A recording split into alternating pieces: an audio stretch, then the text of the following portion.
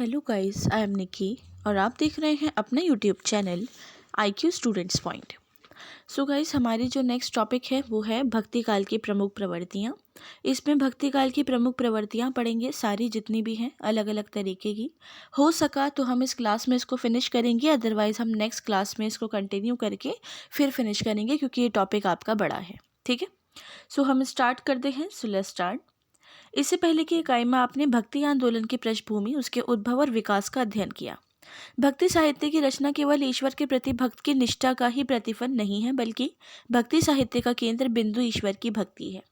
कि मतलब सिर्फ इन्होंने एक ही बात है कि सिर्फ ईश्वर की तरफ भागना ही नहीं, बल्कि ईश्वर को बहुत ध्यान मगन से जांचना, देखना हमारी भक्ति में रखा जाता है। वैदिक काल में जिस धार्मिक विचार का विकास हुआ, कालांतर में उसमें भी परिवर्तन आया। ठीक है, मतलब जिसके बारे में डेवलपमेंट के बारे में पढ़ा, सब कुछ पढ़ा, बाद में जाकर उसमें भी चेंजेस हुए। ऐसा नहीं है कि उसमें चेंजेस नहीं हुए, उसमें भी चेंजेस देखे गए वो चेंजेस। ठीक है, उन चेंजेस की बात अगर हम करें तो धार्मिक कर्मकांड और अंधविश्वासों के फलस्वरूप उसमें विकृतियां आ गई। इन बुराइयों के खिलाफ जैन और बौद्ध आंदोलन हुए। इन्होंने अपने अपने दर्शन के आधार पर सुधार की बातें करी। जैसे कि आपको हमने हमने जो है प्रीवियस क्लासेस में पढ़ा है कि जो हमारे बौद्ध धर्म के लोग थे, उन्होंने प्रचार प्रसार किया था इस बारे में कि जो ब्राह्मण होते हैं वो अच्छा व्यवहार नहीं करते हैं सब लोगों के साथ, वो अपने आप को ज़्यादा अच्छा समझते हैं बजाय सब लोगों को इक्वल लेकर चलने के। ठीक है, तो उस चीज़ को लेकर जैन और बौद्ध धर्म दोनों ने प्रचार प्रसार किए, बहुत ज़्यादा चीज़ें लोगों के अंदर से अंधविश्वास को हटाया, सब कुछ करा। और बाद में भक्त कवियों ने ऐसे ही कठोर वचन द्वारा समाज में उपस्थित बुराइयों का प्रहार भी करा। साधनों में भक्ति के विविध रूप सामने आए हैं। ईश्वर के सगुण और निर्गुण रूप की उपासना का विधान तो वैदिक काल से चला आ रहा है। भक्ति काल में भी भक्तों ने ईश्वर के अमूर्त और मूर्त रूप की उपासना भी करी है। भक्ति काल के सभी भक्त कवि पहले भक्त थे, बाद में कवि थे। ईश्वर के प्रति आस्था और सच्चे सरल हृदय से आराध्य का गुणगान ही काव्य के रूप में प्रतिफल हुआ है। ठीक है, तो जी अब हमने जो मेन चीज़ पढ़ी है, उस मेन चीज़ को पढ़ने के बाद जो अब हम प्रायोरिटी पे देखेंगे वो देखते हैं भक्ति काल की प्रमुख प्रवृत्तियाँ। भक्ति काल की प्रमुख प्रवृत्तियाँ दो पार्ट्स में डिवाइड की गई हैं, निर्गुण में और सगुण में। ठीक है, तो निर्गुण और सगुण क्या कहता है? निर्गुण में इन्होंने टू पार्ट्स में बांटा है, ज्ञानाश्रयी शाखा और प्रेमाश्रयी शाखा। और सगुण में राम भक्ति शाखा और कृष्ण भक्ति शाखा। इनको हम डीपली पढ़ते हैं, अच्छे से समझते हैं, क्योंकि इस पर सेपरेट क्वेश्चन आता है स्टूडेंट। अगर इसको फिनिश करने के बाद हमारा टाइम बचता है तो हम आगे के टॉपिक भी कंटिन्यू कर देंगे, अदरवाइज हम क्लास को यहीं स्टॉप कर देंगे। ठीक है, तो हम इसको अब ध्यान से समझते हैं। मार्गी शाखा की बात हम यहाँ पर करते हैं। ज्ञानाश्रयी शाखा जो है, जो निर्गुण भक्ति में आती है, उसका संबंध निर्गुण भक्ति से है। आइए पहले निर्गुण भक्ति को समझ लें, तब ज्ञानाश्रयी शाखा पर विचार करेंगे। निर्गुण शब्द में गुण का अर्थ विशेषण या लक्षण है। जिस भ्रम का निरूपण किसी विशेषण या लक्षण के द्वारा ना किया जा सके वो निर्गुण होता है। उपनिषदों में ऐसे भ्रम को नेति नेति अर्थात वह ऐसा नहीं कहा जाता है, वह गुणातीत है। प्रकृति में सत्त्व, रज और तम ये तीन गुण हैं, किंतु निर्गुण ब्रह्म इन तीनों प्राकृतिक गुणों से रहित है, इसलिए उनकी ये परिभाषा सबसे उपयुक्त है। ठीक है, कि सत्व, रज और तम जो गुण हैं उनमें वर्जित निर्गुण है। निर्गुण ब्रह्म निराकार है, वो अव्यक्त है, उसे अपनी भक्ति का आलंबन बनाना बहुत मुश्किल है। हिंदी में निर्गुण भक्ति की अभिव्यक्ति सबसे पहले महाराष्ट्र के प्रसिद्ध संत नामदेव की रचनाओं में मिलती है, पर उसके साथ ही उन्होंने सगुणोपासना को भी अपना लिया। हिंदी काव्य में निर्गुण भक्ति की पूरी प्रतिष्ठा और प्रवर्तन करने का श्रेय कबीरदास को ही जाता है। उनके अलावा दादू नानक, रैदास, सूर्यदास, सुंदरदास, मूलकदास, इन सभी जो संत हैं इन्होंने निर्गुण भक्ति की अभिव्यक्ति की है। ये कवि धर्म की तीन बातों, क्या कर्म, ज्ञान और मुक्ति में से ज्ञान का आश्रय लेकर भक्ति पथ की ओर अग्रसर हुए हैं, उसी से ज्ञानाश्रयी बनी है। ठीक है, प्रमुख संत कवि कबीरदास संत काव्य और निर्गुण भक्ति शाखा का प्रतिनिधित्व कवि है। वे एक साथ समाज सुधारक भक्त के कवि थे। वो स्पष्ट वक्ता और निर्भीक पुरुष थे और समाज की रूढ़ियों पर बड़ी निर्ममता से आक्रमण करते थे। कबीर का काव्य साखी, सबद और रमैनी में विभक्त था। इनके द्वारा रचित पदों और साखियों आदि का संग्रह इनके शिष्य धर्मदास ने बीजक में कर दिया था। इनके जो स्टूडेंट थे वो थे धर्मदास। अब कबीर ग्रंथावली में ये पर्याय है। उनके काव्य में निर्गुण ईश्वर की उपासना, पाखंड खंडन, जाति विरोध, सदाचार आदि का प्रमुख रूप से वर्णन हुआ है। उनके संदेश में से कुछ मुख्य बातें जाननी चाहिए। उनके संदेश की निम्नलिखित बातें हैं: ईश्वर, गुरु, धर्म ग्रंथ, हिंदू मुस्लिम एकता, जात पात का खंडन, पाखंड खंड और सदाचार और पवित्र जीवन। ठीक है, इन्होंने जो इसको डिवाइड किया है, आप इसको पढ़ लेना एक बार। इसको पढ़ने की तो वैसे मतलब मुझे पढ़ाने की ज़रूरत नहीं है, बहुत इजी बात इन्होंने नॉर्मल बात लिख रखी है और इस चीज़ को आप अपने दिमाग से अच्छे से समझ लेना। अब आते हैं नानक। सिंह संप्रदाय के आदि गुरु थे। लाहौर के समीप ननकाना साहब में इनका जन्म हुआ था। पिता का नाम कालू खत्री और माता का तृप्ता था। पिता द्वारा व्यापार के लिए दिया गया धन इन्होंने साधु संतों को खिला दिया। पहले राजकीय सेवक थे, पीछे उसे त्याग कर धर्म प्रचार देश विदेश की यात्राएं की। इनके दोहे पद सिखों के आदि ग्रंथ में संग्रहित हैं। ठीक है। दादू दयाल, अहमदाबाद गुजरात में इनका जन्म किसी धुनिये या मोची गृहस्थ के घर हुआ था और दयालु होने से दादू दयाल कहते थे। ठीक है। उन्होंने राजस्थान में घूम घूम कर हिंदू मुसलमान एकता और संत मत का घूम प्रचार किया। इनके 52 शिष्य थे जिन्होंने 52 दादू द्वार की स्थापना की थी, जो धर्म स्थान था। वहाँ इनकी वाणी की पूजा वैसे ही होती थी जैसे सिखों के गुरुद्वारे में गुरु ग्रंथ साहिब की होती है। ठीक है। फिर आते हैं सुंदरदास। सुंदरदास का जन्म घोसा जयपुर में एक खंडेलवाल वैश्य के घर में हुआ था। ज्ञानाश्रय शाखा के कवियों में यही एक ऐसे थे जिन्होंने विविध शिक्षा प्राप्त की थी। इन्होंने कई वर्ष काशी में रहकर विधानसभा किया था और घूम घूम कर अनुभव भी खूब प्राप्त किए थे। ये दादू दयाल के शिष्य थे और इनका हिंदी, संस्कृत, फारसी, गुजराती, मारवाड़ी, पंजाबी भाषाओं पर अच्छा अधिकार था। ये सुशिक्षित थे और रस, छंद, अलंकार आदि काव्यांगों पर इनका यथेष्ट अधिकार था। इनका ग्रंथों में सुंदर विलास और ज्ञान समुद्र और अनेक पद पर बहुत प्रसिद्ध है। भक्ति के संबंध में इनके विचार अलग अलग हैं, जो है वो आप एक बार पढ़ लेना है इसको। ठीक है, याद कर लो तो बहुत अच्छी बात है, नहीं कर पाओ तो बस ये लिख देना कि भक्ति के अंडर इनके जो वो सब हैं वो थोड़े अलग अलग हैं, इनकी सोच, इनकी चीज़ों को अलग प्रायोरिटी दी गई है। ज्ञानाश्रय शाखा की प्रमुख विशेषताएं। सबसे पहले निर्गुण उपासना। इस शाखा के कवियों ने ईश्वर को निर्गुण माना है। निराकार ब्रह्म की भक्ति को आलंबन बनाना कठिन होता है। इसके संबंध में ज्ञान की चर्चा सुलभ होती है। कबीर ने सिद्धों और नाथों की विचारधारा को और आगे बढ़ाया और निर्गुण, निराकार, अव्यक्त और घटवासी ब्रह्म की उपासना पर बहुत ज़्यादा बल दिया। ठीक है। फिर आते हैं निरक्षर कवि। ये कवि निरक्षर थे। कबीरदास ने तो स्वयं कहा है कि उन्होंने मसी गादक, छुओ नहीं कलम, गही नहीं हाथ। संत कवियों में शायद केवल सुंदरदास की ही शिक्षा व्यवस्थित ढंग से हुई है, लेकिन शिक्षा के अभाव में भी ज्ञान और अनुभव के आधार पर अपनी बात स्पष्ट रूप से कहने के कारण संत काव्य में सच्चाई और गहराई है। इन लोगों का जीवन भी वैसा ही था जैसे वे कहते थे। कथनी और करनी में अंतर नहीं था। कवि रूप की प्रधानता न होते हुए भी इनकी वाणी प्रभावपूर्ण रही, क्योंकि उनमें हृदय की सत्यता मिलती है। जाति व्यवस्था का विरोध। जात पात का सभी संतों ने विरोध किया था, ये बात तो हकीकत है। पाखंड विरोध। इन कवियों ने मिथ्या आडंबरों का विरोध करके पाखंडियों की निंदा करी थी। उस समय के समाज में हिंदू और मुसलमान दोनों धर्मावली के व्रत, पूजा, तीर्थ, रोजा, नमाज, हज आदि के प्रवर्ती थे। इस प्रकार के आडंबरों में इन कवियों की आस्था नहीं थी। इन्होंने मुल्लाओं और पंडितों की खूब खिल्ली उड़ाने की चेष्टा करी थी। ठीक है। हिंदू मुसलमान एकता बहुत ज़्यादा लोगों में था कि इस चीज़ को आगे बढ़ाना है। ये तो बहुत पुराने लोग हैं, इनके बाद तक के, हमारे आज़ादी के बाद तक ये सब हिंदू मुसलमान एकता को रखा गया था।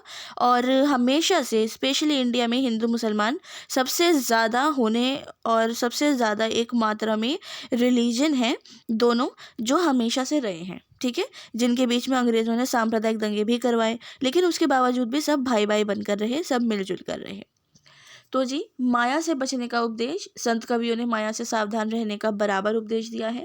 माया के प्रभाव से बचना बहुत कठिन है। तेरे मेरे का विचार रखना, कंचन और कामिनी का में आसक्त रहना और संसार के विभिन्न आकर्षणों से युक्त रहकर इंद्रिय सुख की कामना करना आदि सब मोह माया है। ठीक है। गुरु की महत्ता को प्रायोरिटी दी गई है, चाहे वो पढ़े लिखे हो या नहीं हो, लेकिन गुरु गुरु होता है। वो आपको जो भी चीज़ सिखाता है, आपका गुरु गुरु होता है। हमेशा अपने गुरु की इज्जत किया करो। ये नहीं कि आपको अगर वो कुछ ऐसी चीज़ सिखा रहा है कि वो आपकी ज़िंदगी से तो रिलेटेड है लेकिन पढ़ाई से रिलेटेड नहीं है, दैट नॉट मीन कि वो आपका गुरु नहीं है। वो आपका गुरु है, उसकी इज्जत किया करो। टीचर की इज्जत करोगे तो बहुत काबिल बनोगे। रहस्यात्मकता की एक रहस्य चीज़ें छुपी हुई हैं। रहस्यात्मकता बहुत ज़्यादा देखी गई कि हमारे इन सभी लोगों ने किसी भी चीज़ को किसी भी चीज़ से जोड़कर व्यक्त किया है, बताया है। काव्य रचना और भाषा के बारे में तो हम पढ़ ही रहे हैं स्टार्टिंग से। ठीक है। इन सब भाषाओं का इस्तेमाल किया जाता था, हिंदी, उर्दू, फारसी और अंग्रेज़ी तो नहीं बोलूँगी मैं। ठीक है। ब्रज भाषा है और भी हैं बहुत सारी, पाली थी, इन सब का इस्तेमाल किया जाता था काव्य रचना में। रस और अलंकार जो हैं हमारे, उसकी दृष्टि से संत काव्य पर विचार करना समीचीन नहीं है। इन्होंने काव्य रचना के उद्देश्य से अपनी अभिव्यक्ति नहीं की। इनकी रचनाओं में शांत रस की प्रधानता है। कहीं कहीं अद्भुत रस भी मिलते हैं। अलंकारों का प्रयोग स्वाभाविक रूप से हुआ है। कहीं कहीं रूपक और विरोधाभास का अच्छा प्रयोग मिल जाता है। ठीक है। प्रेमाश्रय शाखा की बात आती है। सबसे पहला सूफी शब्द की व्युत्पत्ति। सूफी शब्द कैसे चल पड़ा? कुछ लोगों की धारणा है कि सऊदी अरब के एक पवित्र नगर मदीना में मस्जिद के सामने एक सुफ़ा था, उस पर जो फ़कीर बैठते थे वो सूफी कहलाए। प्रसिद्ध इतिहासकार अल बरूनी ने साफ़ी शब्द से सूफ शब्द की व्युत्पत्ति बताई है, परंतु आधुनिक काल में विद्वानों ने, जिनमें ब्राउन आरबेरी और मीर वालिउद्दीन प्रमुख हैं, सूफी की व्युत्पत्ति सूफ से मानी थी। फारसी में सूफ का अर्थ है ऊन। प्रारंभिक काल में सूफी साधक ऊनी कपड़े पहनते थे, इसलिए उनको सूफी कहा जाने लगा। सूफी मत का इतिहास, इस पर सेपरेट क्वेश्चन आएगा स्टूडेंट, और बहुत इंपॉर्टेंट और काफ़ी इंटरेस्टेबल एक हमारा ये टॉपिक है। आप इसको बहुत आराम से, बहुत अच्छे से डीपली पढ़ो, अच्छे से समझो। ठीक है। इसलिए मैं आपको पूरा पूरा पढ़ा रही हूँ ताकि आप इस टॉपिक को पेपर में भी अच्छे से अटेंड कर पाओ। तो सूफी मत का इतिहास तब से आरंभ होता है जब मोहम्मद साहब मक्का से मदीना गए थे। ये घटना 633 ईस्वी की है। इस्लाम में भक्ति का समावेश सूफियों ने किया। प्रारंभिक सूफी साधकों में अल हसन, इब्राहिम बिन अदम, अयाज, राबिया और मंसूर आदि का नाम उल्लेखनीय है। वो साधक 643 से 922 ईस्वी के बीच हुए। सूफी मत पर ईसाइयत, नवप्लेटोवाद, भारतीय वेदांत और बौद्ध दर्शन का भी प्रभाव है। मंसूर के विषय में तो ये प्रसिद्ध है कि उन्होंने भारत में आकर वेदांत का अध्ययन किया है। उनका अल्लाह मैं ही सत्य हूँ का संदेश वेदांत का मैं ब्रह्म हूँ ही है, ये विचार इस्लाम के एक ईश्वरवाद से भिन्न था। मुसलमानों में कट्टरपंथियों को ये सहन न हुआ और मंसूर को प्राणदंड दे दिया गया। बाद में इस्लाम और सूफी मत में समन्वय हो गया और सूफी मत को इस्लाम में मान्यता मिल गई। सूफी मत की संपूर्ण साधना प्रेम पर आधारित है। सूफी वह हैं जो अपने प्रिय के प्रेम में सदैव मस्त रहते हैं। प्रेम ज्ञान की भांति ईश्वरीय देन है। ईश्वर का प्रेमी वही हो सकता है जिसे खुद ईश्वर प्रेम करता है। ईश्वर ने प्रेम के कारण ही सृष्टि की। ईश्वर स्वयं प्रेम स्वरूप है। प्रेम के सहारे हर चीज़ अपनी पूर्णता पर पहुंच जाती है। सूफी मत में प्रेम के साथ साथ सौंदर्य को भी बहुत महत्वता दी गई है। बेसिकली इस पूरे पैराग्राफ में यही बताया गया है। सूफियों का मेन मुद्दा जो होता है, मेन काम जो होता है, वो यही होता है। सूफी मत का भारत में प्रवेश कब और कैसे हुआ, इस संबंध में निश्चित रूप से कुछ नहीं कहा जा सकता। 1711 में मोहम्मद बिन कासिम ने सिंध पर आक्रमण किया। उसके साथ ही इस्लाम धर्म का भारत में आगमन हो गया, परंतु सूफी मत का ये पहुंचना 1000 ईस्वी के बाद हुआ। सूफी मत प्रचारकों में पहला नाम शेख इस्लाम का लिया जाता है, जो 1005 में लाहौर आए थे। लेकिन सूफी मत का प्रचार 1036 के बाद ही जोर पकड़ सका। गजनी निवासी अल हुजवरी नामक एक विद्वान था, धर्माचार्य भारत पहुंचे थे। इन्होंने 1050 ईस्वी में फारसी भाषा में कशफुल महबूब नामक प्रसिद्ध ग्रंथ लिखा, जिनमें सूफी मत की रूपरेखा स्पष्ट की गई है। अल हुजवरी के बाद भारत में सूफी मत की लोकप्रियता बढ़ी और उनके कई संप्रदाय, चिश्तिये, सुहरावर्दी या कादरिया, नक्शबंदियाँ यहाँ बन गए। उनके द्वारा सूफी मत के प्रचार को विशेष बल मिला। इस्लामी शासकों का समर्थन भी सूफियों को प्राप्त हुआ, क्योंकि इनका मत उनको इस्लाम के प्रचार प्रसार में सहायक प्रतीत हुआ और इनके माध्यम से भारतीय जनता के साथ उनका संपर्क भी बढ़ गया। ठीक है। फिर आता है सूफी प्रेम खयानक काव्यों की रचना फारस और भारत में। अच्छा जी, ये टॉपिक में हमें बताया जा रहा है कि कैसे, अब जैसे कि हमने ये चीज़ पढ़ी है, हम ये चीज़ स्टार्टिंग से पढ़ रहे हैं कि किस तरीके से भारत में सभी बोलियों को बोला जाता है, ठीक है। और पुराने लोग तो ये फ़ारसी वारसी वगैरह बोला करते थे, सब कुछ था, चाहे वो किसी भी रिलीजन से बिलोंग करें, वो ऐसी भाषा का इस्तेमाल करते थे, ठीक है। तो हिंदी के सूफी प्रेम ख्यालों पर एक और जहाँ फ़ारसी के सूफी प्रेम ख्यालों का प्रभाव है, वहीं दूसरी ओर उनमें भारतीय प्रेम ख्यालों की प्रवृत्तियों को भी मिलाया गया है। हिंदी प्रेम ख्यालों का अध्ययन फ़ारसी के सूफी प्रेम ख्यालों के अध्ययन बिना अपूर्ण ही माना जाएगा। फ़ारसी में लैला मजनू, शीरी खुसरो, यूसुफ जुलेखा और वामिक आजरा की प्रेम कथाओं को लेकर अनेक मसनवियाँ लिखी गई। अल हुजवरी ने जब सूफी मत का शास्त्र कशफुल महबूब लिखा, उसके 100 से भी अधिक वर्षों बाद फ़ारस में निजामी ने खुसरो, शीरी और लैला मजनू की प्रेम कथाओं पर आधारित इन्हीं शीर्षकों से मसनवियाँ मतलब प्रेम ख्याल लिखी। मसनवियाँ एक फ़ारसी का वर्ड है, ठीक है। फ़ारसी के द्वारा दूसरे कवि जामी ने भी 5 मसनवियाँ लिखी, जिनमें यूसुफ जुलेखा मसनवी प्रसिद्ध है। इसके अलावा इन्होंने और भी बता रखी है, आप इनको पढ़ लेना। भारत में सूफी प्रेम आख्यानों में एक नवीन परंपरा तब पड़ी जब सूफी मत निरूपण के लिए सूफी कवियों ने भारत में लोक प्रचलित प्रेम कथाओं को ग्रहण किया और सूफी सिद्धांत को अधिक लोकप्रिय बनाने के लिए लोक भाषाओं अर्थात अवधी, ब्रज, पंजाबी, बांग्ला आदि को अपना काव्य भाषा बनाया। उत्तरी भारत के साथ साथ दक्षिण भारत में भी सूफी प्रेम आख्यान लिखे गए। दक्षिणी हिंदी में जिसका केंद्र हैदराबाद के आसपास था, कुतुब, मुश्तरी, चंदरबंद और महिरा आदि अनेक प्रेम ख्याल लिखे गए थे, ठीक है। मसनवी प्रसिद्धि, आपके मन में ये प्रश्न उठ सकता है कि मसनवी पद्धति क्या है, जिसका सूफी काव्यों के प्रसंग में बार बार उल्लेख मिलता है। असल में मसनवी फ़ारसी का एक छंद है जिसमें फ़ारस के कवियों ने प्रेम ख्याल लिखे हैं, ठीक है। मसनवी जो प्रेम ख्याल थे, उनको फ़ारसी में मसनवी बोलते हैं। सीधी बात ये है बस। हिंदी सूफी काव्यों ने अपने काव्य में बारहमासा, षड्यंत्रु का वर्णन भी किया और उपमा, रूपक, उत्प्रेक्षा आदि सादृश्य मूलक अलंकारों का भी यूज किया है। सूफी काव्यों का कथा रूप हिंदी में सूफी प्रेम ख्यालों का कथा रूप भी रूढ़ हो गया है। अधिकांश प्रेम ख्यालों में कथा का ढांचा मिलता है। नायक अपने माता पिता की इकलौती संतान, माता पिता की दान पुण्य, तपस्या या सिद्ध पीर के आशीर्वाद के फलस्वरूप उनका जन्म नायक, विवाहिका नायक के सौंदर्य की चर्चा सुनकर उसका विरहाकुल हो जाना, माता पिता और पत्नी को त्याग कर कुछ साथियों को लेकर योगी के वेश में नायिका की खोज में निकल जाना, मार्ग में अनेक विघ्न बाधाएं लाना, गुरु के द्वारा मार्गदर्शन नायिका की प्राप्ति करना, कुछ काल नायिका के देश में रहने के बाद अपने देश को वापसी आ जाना, ये सब कुछ हमारे कथा रूप में रखा जाता है। बेसिकली सूफी जो होते हैं वो यही होते हैं जो यहाँ पर बताया गया है।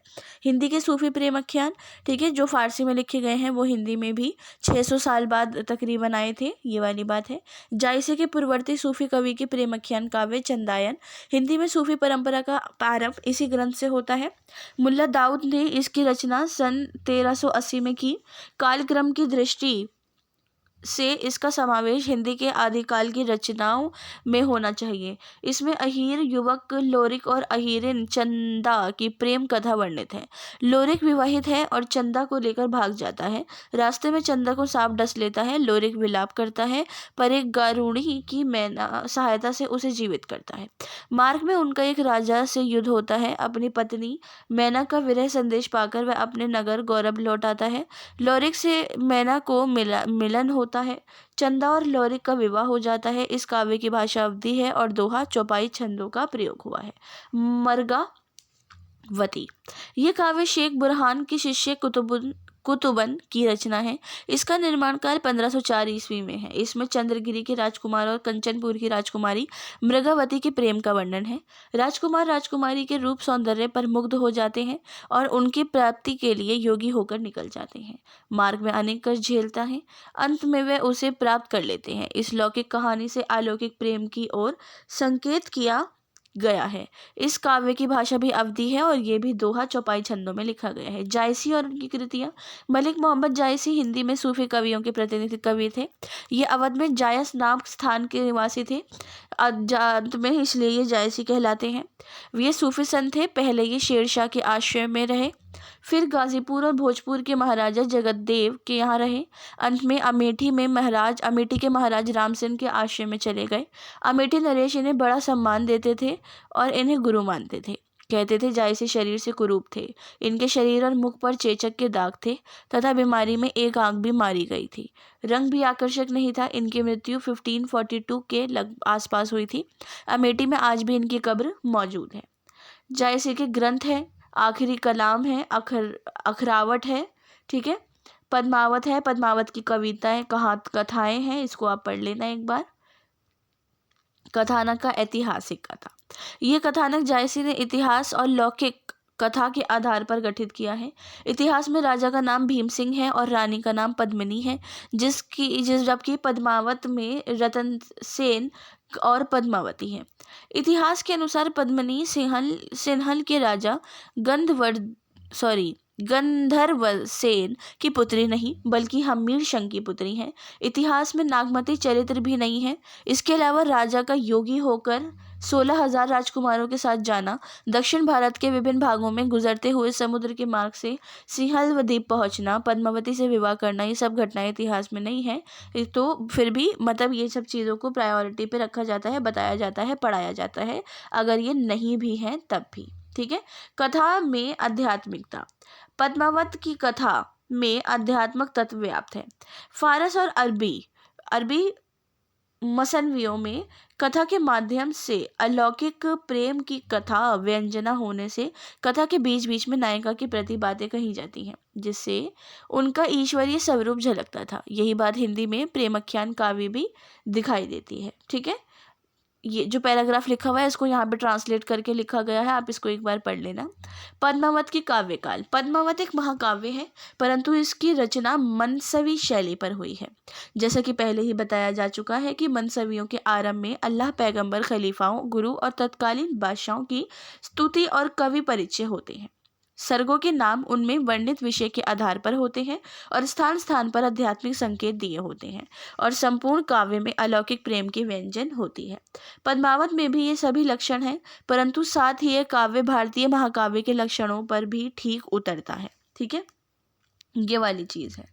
इसके अलावा जायसे के परवर्ती सूफी कवि और काव्य, मधुमालती की बात हो रही है। इस काव्य से के रचयिता कवि मंझन चुनार के रहने वाले थे। उन्होंने मधुमालती की रचना 1545 में की।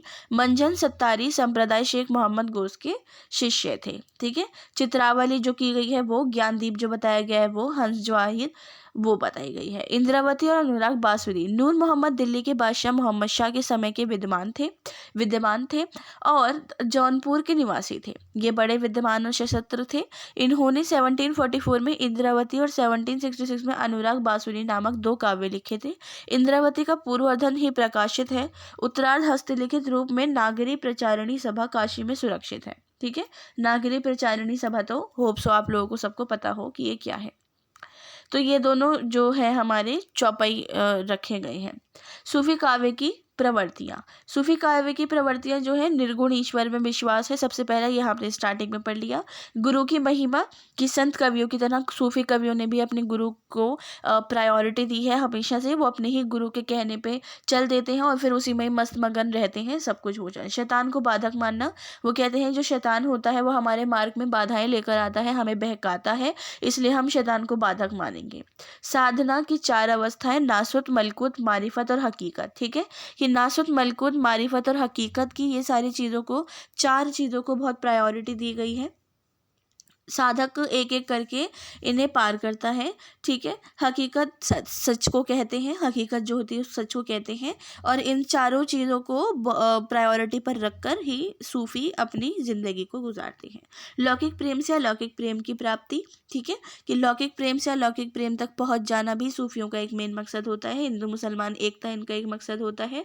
रहस्यवाद, कि ये रहस्यवाद हर चीज़ में किसी चीज़ को किसी चीज़ के साथ जोड़ देना एकदम एक रहस्य जैसी बात हो जाती है कि यार ये अचानक से कैसे हुआ, क्या हुआ, ये इनका काम होता है। प्रबंधात्मकता, किसी भी चीज़ को प्रबंध के तौर पे बनाकर रखना, प्रेम कथाओं के बारे में बताना, रस के बारे में बताना, भाषा, छंद, अलंकारों को बताना, प्रतीक विधान के बारे में बताना, कि सूफी कवियों ने बहुत अलग अलग तरीके की विशेषताओं की प्रायोरिटी दे रखी है, ठीक है, और वो अपने भाव व्यक्त प्रतीक विधान को भी प्रायोरिटी देते हैं। मनसवी शैली, जो उनकी प्रेमाख्यान वाली शैली है वो तो उनकी रहती ही रहती है, ठीक है स्टूडेंट। सो नेक्स्ट क्लास में हम राम भक्ति शाखा को कंटिन्यू करते हैं, ठीक है। आज की क्लास के रिगार्डिंग अगर आपको कोई क्वेश्चन हो या डाउट हो या सजेशंस हो तो आप मुझसे कमेंट बॉक्स या टेलीग्राम चैनल पे पूछ सकते हैं। So thanks for the watching and best of luck all.